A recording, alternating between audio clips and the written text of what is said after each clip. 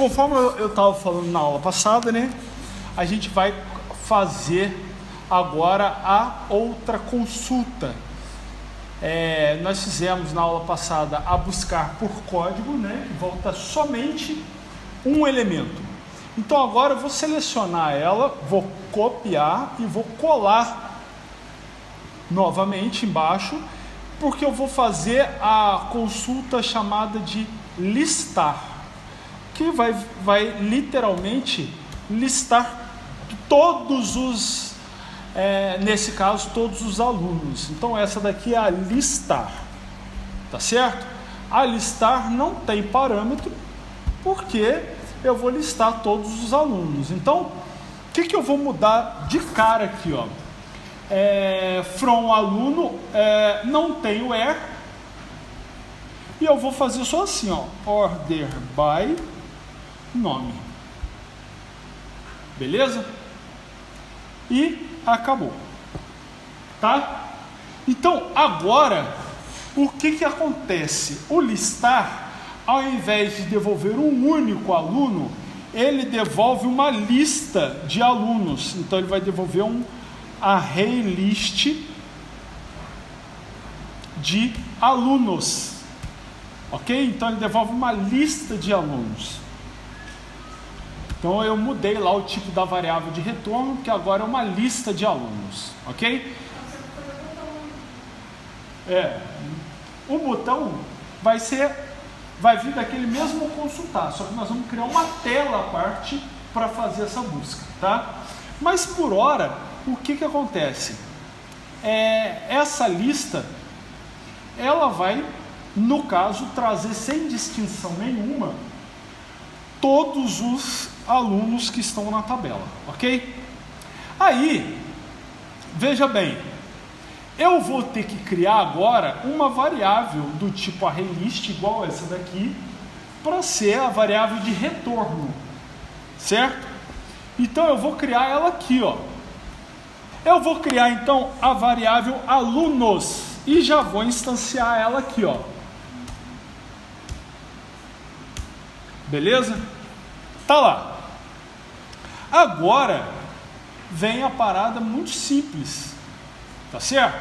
Olha só, então eu só mudei aqui, que eu acrescentei. Tô vendo Isso. Sol Veneza. Ah, sei. É o mesmo sol que aqui, é só olhar ali.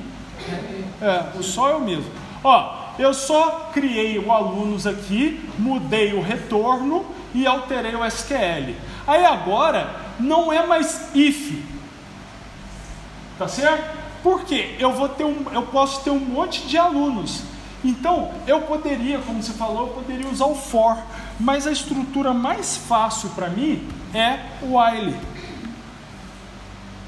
Por quê? Porque o while aqui está a condição já que devolve verdadeiro ou falso. Então eu só fiz a troca de estrutura de if para while. Ao final do meu while, o que acontece? Eu tenho um aluno, beleza? Então esse aluno eu tenho que fazer o seguinte, eu tenho que adicionar ele no vetor de alunos, simplesmente, beleza? Então, para quê? Para que aqui, olha, no final, depois do if,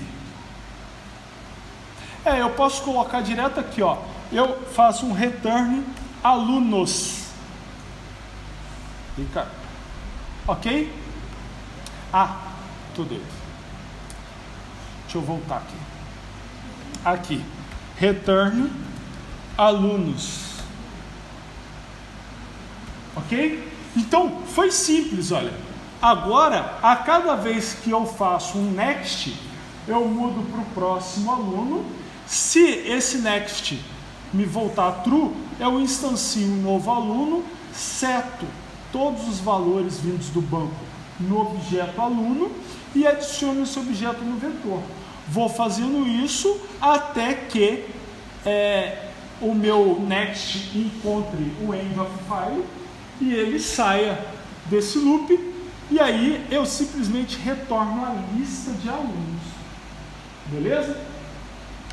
Beleza. Então, Vou fazer mais um método, só mais um, que vai dar base para a gente fazer a nossa tela. Beleza? Que vai ser a busca pelo nome, tá? Pelo nome do cidadão.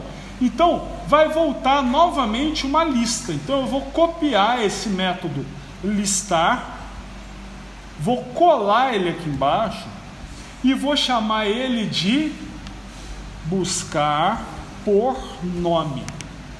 Ok? Não, estava buscando por código, pela chave primária. Essa foi a parte que você estava dando parabéns para o seu coleguinha no Facebook. Entendeu? Aí, mas agora buscar por nome. Esse buscar por nome, eu vou passar aqui, ó, uma variável que é o nome do cidadão, certo? Então, eu vou alterar aqui, vou até fazendo uma nova linha. Ih, caramba, vou até fazendo uma nova linha, eu vou colocar aqui, ó, where, nome, e aí eu não vou usar o igual não, porque eu quero buscar por parte do nome. Ok? Então o que eu vou querer fazer lá na tela? Quando a pessoa começar a digitar o nome do aluno que ela quer buscar, por exemplo, ela digitou A, ele já faz o filtro e só deixa ali todo mundo que começa com a letra A. Por exemplo, ele vai procurar por Anderson, aí vai A, todo mundo começa por A. Na hora que ela digitar o N, todo mundo que começa por A, N. E aí, à medida que ela for digitando o nome, vai filtrando até que ou ache a pessoa correta. Beleza. Então, eu vou colocar o nome, like, vou somar com nome, vou somar, né? Somar não, concatenar, né? Vou concatenar com percent. Então, aqui, olha, faltou colocar aqui uma aspa, né? E aí, Só percente? Então, continuando, eu continuo ordenando aqui, tá? Opa, olha lá, order by nome. Beleza? Então, aí, quando a lista for aparecendo, order by nome. E o resto do processo é igual. Aí agora respondendo que eu sacaneei e não respondi. O que acontece? Na tela, cada vez que o usuário digita uma letra, você chama esse método. Então, não é que eu vou chamar uma vez esse método e ele vai ficar prontinho lá, aguardando, tipo assim, para ele se filtrar sozinho. Não, eu vou chamar uma vez esse método a cada vez que o usuário digita uma letra. Tá certo? Entenderam a pergunta dela?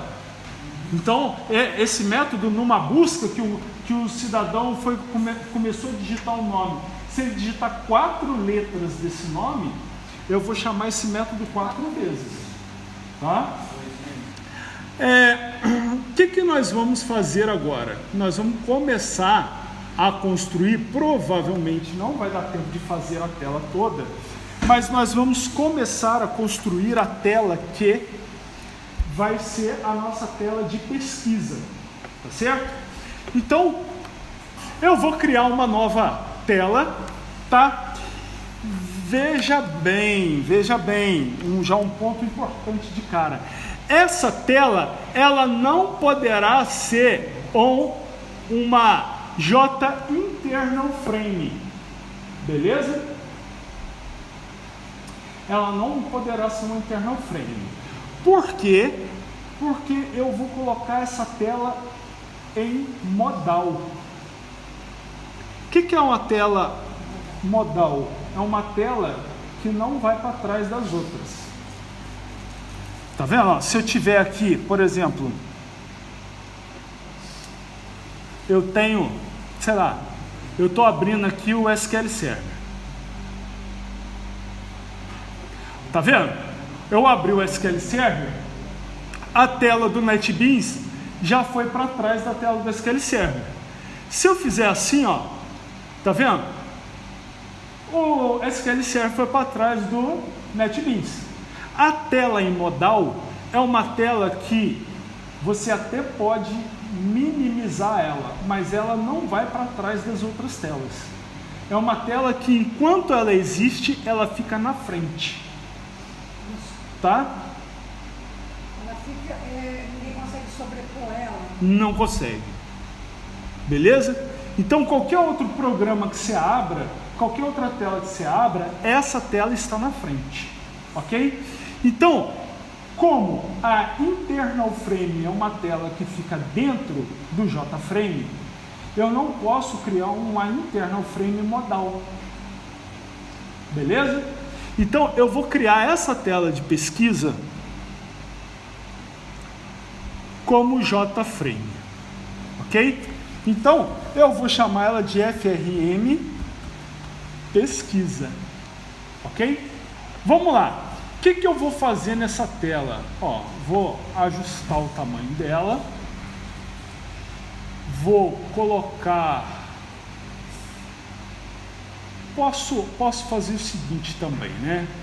Vou colocar aqui, ó, nesse JFrame, eu vou colocar aqui, ó, botão direito, propriedades. Ah, não vou fazer isso não, tudo aí. Botão direito, definir layout. Vou colocar aqui um layout absoluto nela, tá?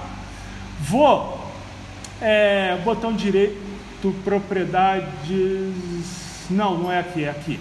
Botão direito, propriedades. Vou definir o nome para ela. Então, cadê lá o title?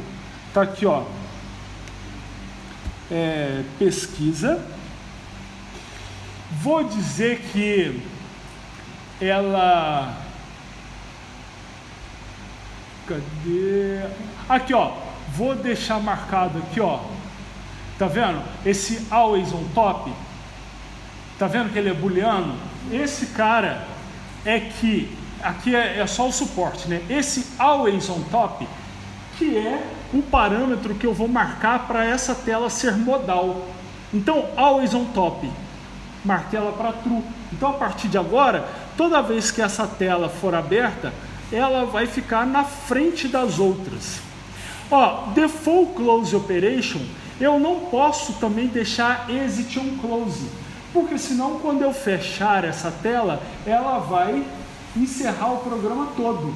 Então eu vou colocar ela só como dispose. Tá? Deixa eu ver mais coisas aqui.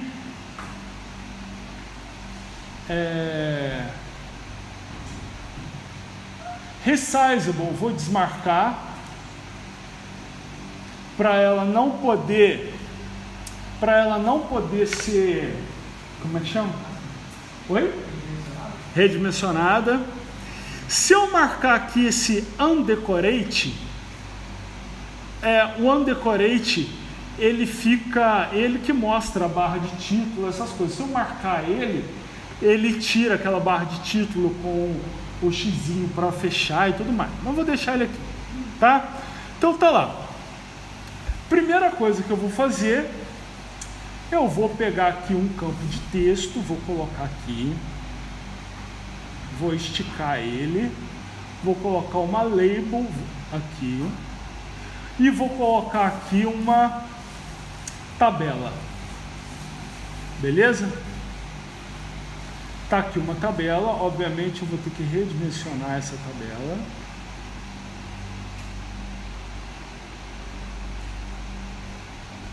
Ó, ficou bem grande aqui. Vou deixar menor assim mesmo, vou redimensionar aqui.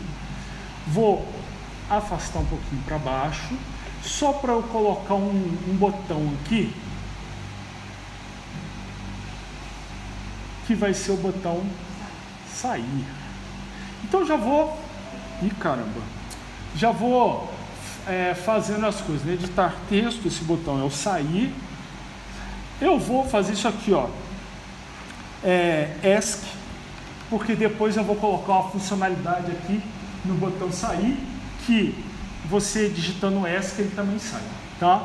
Botão direito, alterar o nome da variável, CMD, sair.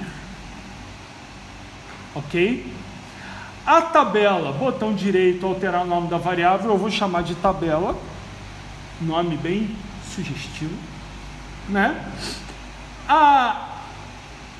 Esse campo de texto, eu vou tirar o texto dele, né, para ele ficar sozinho, e vou chamar ele de txt pesquisar. E aí, obviamente, a label vai ser a pesquisar, e eu vou chamar ela de LBL pesquisar. Ok? Tá lá. Bom, a partir de agora, eu preciso montar essa tabela. Beleza? Existe uma forma gráfica de montar a tabela. Então eu posso, com o botão direito, acho que conteúdo da tabela, deixa eu ver. Conteúdo da tabela, aí eu coloco aqui, ó, as colunas que eu quero, as linhas, quantidade de linhas e, tá vendo aqui, ó, contagem, ó, quero só uma linha na tabela quando ela inicia. Aí eu posso, enfim, desenhar essa tabela do jeito que eu quero, beleza?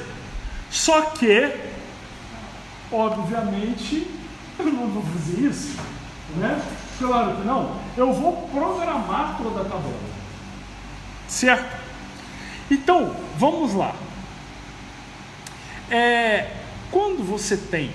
Quando eu arrasto aqui uma tabela para cá, a tabela, ela é, na verdade, essa borda aqui de fora, tá certo?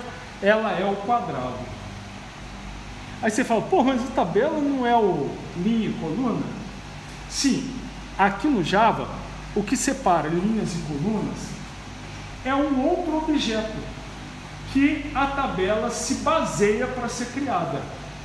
Então, a tabela, ela tem um cara que você aplica nela para ela criar as suas linhas e colunas. Beleza? Esse outro cara é um objeto que a gente vai ter que criar. Tá certo? Então, o que eu vou fazer? Eu vou aqui no código fonte, beleza? E eu vou começar a programar esse cara. Primeira coisa, tá vendo que o nome da minha classe é FRM Pesquisa? Tá vendo que eu tenho um método chamado FRM Pesquisa? Esse método, tá? Ou todo método que tem o mesmo nome da classe, tá vendo? Inclusive, esse é o único método que começa com letra maiúscula. Por quê? Porque a classe começa com letra maiúscula. Ele é chamado de método construtor. O que faz o método construtor? Ele constrói um objeto na memória.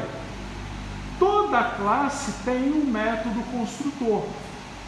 Então, quando você instancia a classe, essa classe executa o método construtor. E aí, ao executar o método construtor, ela vai para a memória. Vou fazer uma comparação. Vocês estudaram C# com o professor Iso, e lá no C# provavelmente vocês viram dentro da tela o método load. Quando você faz uma classe de tela, aquele método load, ele é executado assim que a tela abre, certo? Então, ele é como se fosse o método construtor daquela tela. Então, vocês estão vendo o desenho da tela que eu fiz? Está vendo que cada coisa está no seu lugar? No lugar que eu defini para estar? Olha aqui o método construtor dessa tela. Ele chama o método initComponents. Está vendo? Esse método, para não ficar tudo zoneado, o método construtor, então ele criou um método initComponents, e esse método initComponents, olha o que ele faz. Olha lá, ele criou, olha lá, ele instanciou todos os objetos da tela que eu criei, tá vendo? Ele setou todas as propriedades de cada objeto que eu fui definindo lá na tela, tá vendo? Olha a tabela aqui, olha, ele colocou um modelo de dados para aquela tabela, de acordo com o que eu coloquei na tabela, tá certo? E olha o título 1 da tabela, que é a única coluna que ficou. Ele acrescentou uma barra de rolagem na tabela e ele adicionou a tabela nessa posição da tela. Tá vendo? Olha lá, o botão sair. Então, cada objeto que ele faz, que você só clicou e arrastou, quando você abre o teu programa, ele está no lugar certo, porque quando você executou essa tela, ele chamou o método construtor, e aí o método construtor chamou o init components, que mexeu com todas as informações de todos os objetos que você adicionou naquela tela, configurou e colocou no lugar certo. Beleza? Então, toda classe tem um método construtor. A classe que você não coloca o método construtor, o Java faz ele para você, sozinho, no momento que você compila a classe. Tá? Mas eu posso fazer uma sobrescrita no método construtor. O que é uma sobrescrita? É fazer isso aqui, ó. Tá vendo? Eu declaro no meu programa o método construtor e eu escrevo o meu código aqui no método construtor. Tá certo? Então, o que você está fazendo? Você está sobrescrevendo, você está escrevendo por cima do método construtor do Java.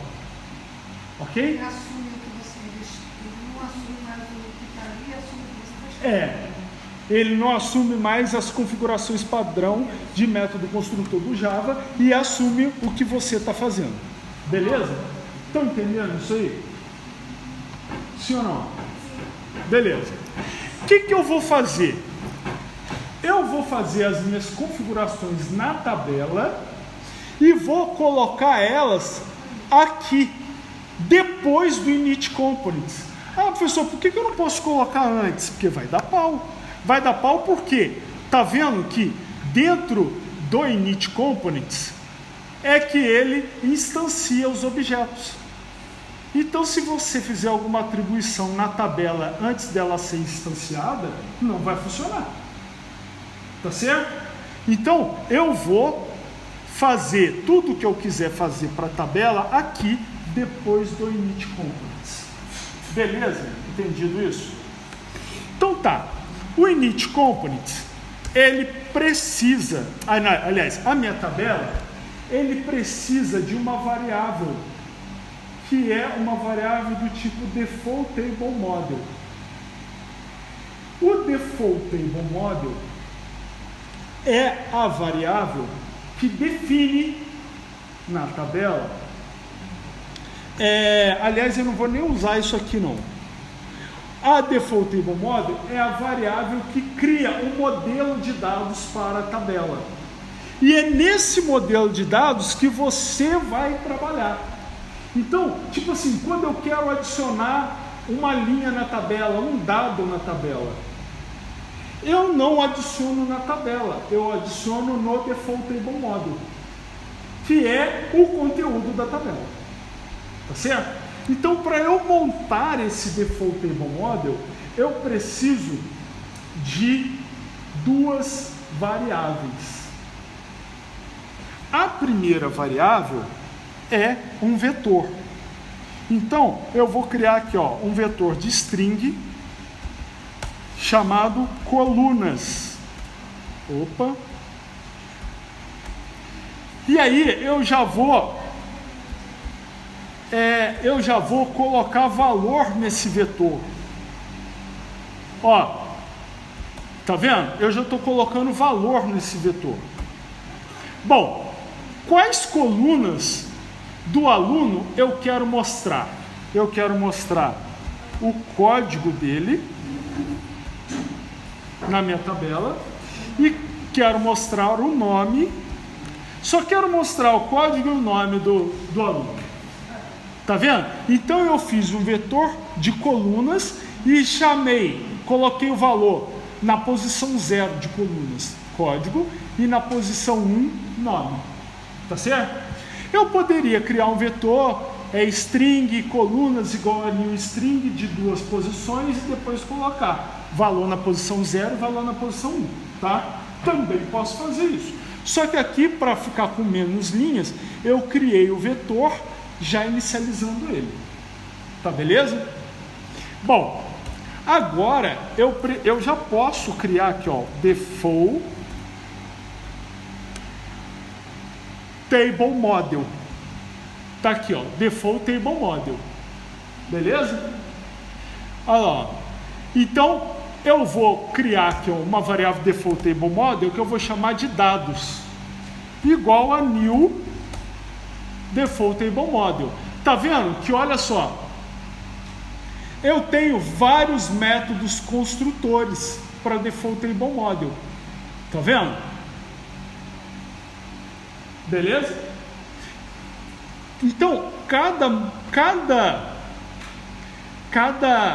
tipo de default table model que está sendo mostrado aqui significa que na classe default table model tem um método construtor diferente para cada um deles. Então, se eu criar só o default table model e não passar parâmetro nenhum, na hora que esse default table model for para a memória do computador, ele vai executar o método construtor que não tem parâmetro. Se eu passar um objeto, um vetor de objeto e um inteiro, vai executar esse cara. Se eu passar uma matriz e um vetor de objeto, vai executar esse cara. Tá certo? Então eu posso fazer vários métodos construtores para uma mesma classe. Eu vou utilizar esse segundo aqui, ó, que eu vou passar como primeiro parâmetro o vetor colunas, tá? Que é esse vetor. E o segundo parâmetro eu vou passar 0, que é a quantidade de linhas que eu quero que essa tabela tenha. Então, olha lá, o meu default table model tem essas duas colunas e ele nasce com 0 linhas. Tá, beleza? Então, agora eu começo a ter que ir testando a tela para eu ir podendo fazer cada coisa que eu quero para essa tela. Então, o que eu vou fazer? Eu vou abrir aqui o meu form de alunos e no consultar eu vou deixar isso tudo que a gente fez comentado. Eu vou deixar isso tudo que a gente fez aqui, que está valendo, está tudo certinho, porém eu vou deixar comentado e eu vou simplesmente fazer assim, ó, frm pesquisa igual a new frm pesquisa, e aí eu vou fazer assim, frm pesquisa, pesquisa ponto set visible true. Beleza. Então, a partir de agora, se eu mandar fazer uma pesquisa, não vai fazer pesquisa, né? Mas se eu mandar fazer a pesquisa, olha só. Consultar. A tela está aqui. Tá vendo? Olha só. Tô clicando aqui no SQL Server. Tá vendo que o SQL Server lá? Ó, tô clicando nele, ó. Tô mexendo no SQL Server, ó.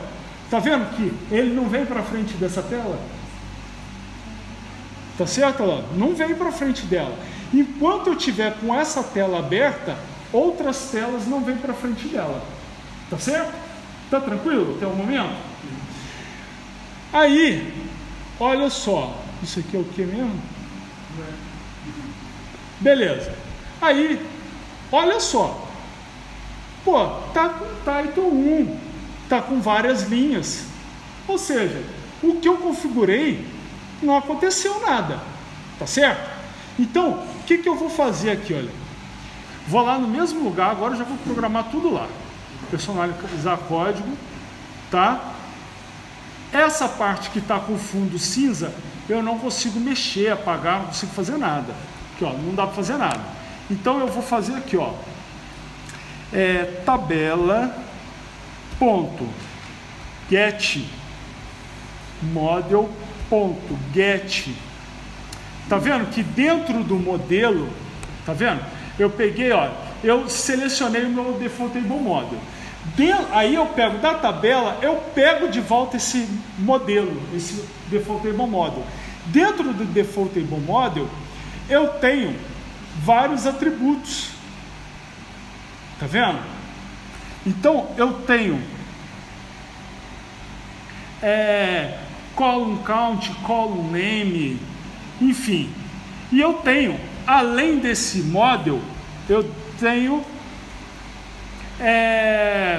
tá vendo que eu também tenho modelo de coluna? Então, dentro dessa tabela, quando eu criei o defaultable model, ele já é para mim linha em coluna. Mas eu ainda tenho um modelo de coluna. Porque, se vocês repararem, quando a tela abriu, ela abriu para código e nome com a mesma largura. Quer dizer, ele pega a largura toda da tabela, se tiver 4 campos, ele divide os 4 de tamanho igual. Tá certo? Então, o modelo de coluna, ele é igual para todas as colunas. Então, quando eu pego o getColumnModel, eu posso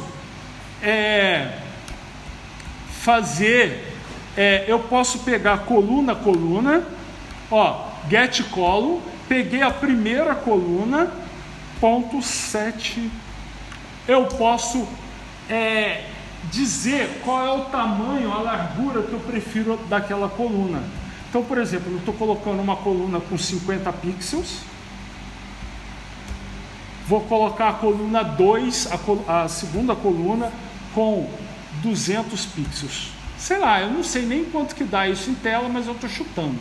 Então agora, quando eu inicio a tabela, olha lá, eu já consegui colocar lá. Para mim, ó, 50 pixels foi muito, tá vendo? E ó, 200 pixels aqui deixou muito grande o nome. Então, eu vou de novo. Vamos lá, isso aí é um jogo de paciência. Eu quero fazer uma outra coisa aqui também. Deixa eu mostrar o problema aqui rapidamente para vocês. E aí a gente já resolve. Olha só. Quando eu estou trabalhando com tabela, eu pego os valores de cada linha. Por exemplo, eu quero pegar o código dessa primeira linha. Eu passo como referência a linha, por exemplo, 3 na coluna 0. Então, eu estou pegando, é igual o Excel, eu estou pegando da terceira linha, eu estou pegando o valor que está na coluna 0. Então, essa é a coluna 0 e essa é a coluna 1. Então, o que é o meu problema? Ele pega isso aqui por referência. Então, esse cara é coluna 0 e esse cara aqui é coluna 1, certo? Só que por padrão, olha o que o puto do usuário pode fazer. Ele clica aqui e faz isso. Beleza? Só inverte, né? E agora, quem é a coluna 0? O nome. Entendeu? Então, o que ele pode fazer? O cara pode bugar meu código. Por quê? Porque quando eu clicar aqui numa linha, eu quero pegar o código do aluno e fazer uma busca por código para preencher os dados dessa tela aqui, ó. Tá certo? Então, eu tenho que pegar o código da linha selecionada, buscar quem é esse aluno para eu trazer os dados dele para cá. Então, se o usuário pegar e fizer essa movimentação, ele me arrebenta. Porque ele pode tirar o código da coluna 0. E aí ele vai buscar a pessoa que eu não quero. Aliás, ele vai buscar por um nome, então vai dar pau no meu programa. Tá beleza? Então o que eu vou fazer? Ó, botão direito, vou lá em personalizar código e eu vou fazer um ajuste aqui, ó. Eu vou fazer o seguinte, ó. Table header, isto, puto, 7, isso, até que enfim. Aqui. Olha só. Eu tenho... Ih, caramba, eu meti outro lá. Eu tenho que também fazer esse cara aqui, olha.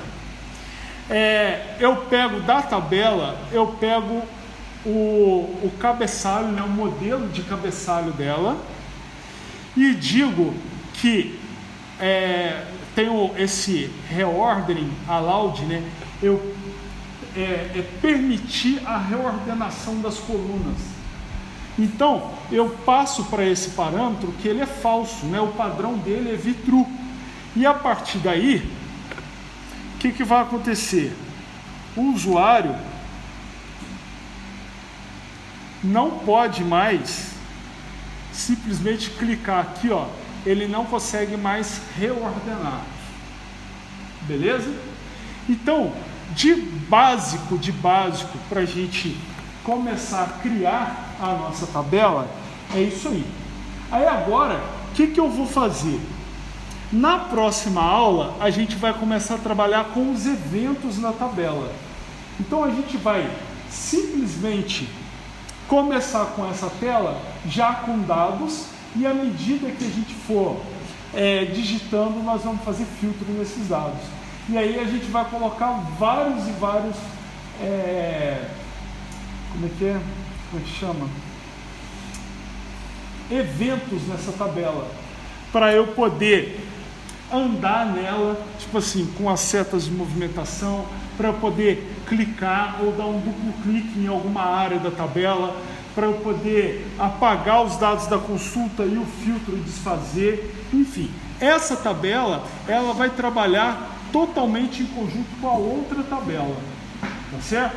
Para a gente mexer com esses dados aqui da tela, tá? Então, hoje foi só a pesquisa e a configuração básica da tabela, explicando o que você tem que fazer para evitar que dê pau no teu programa.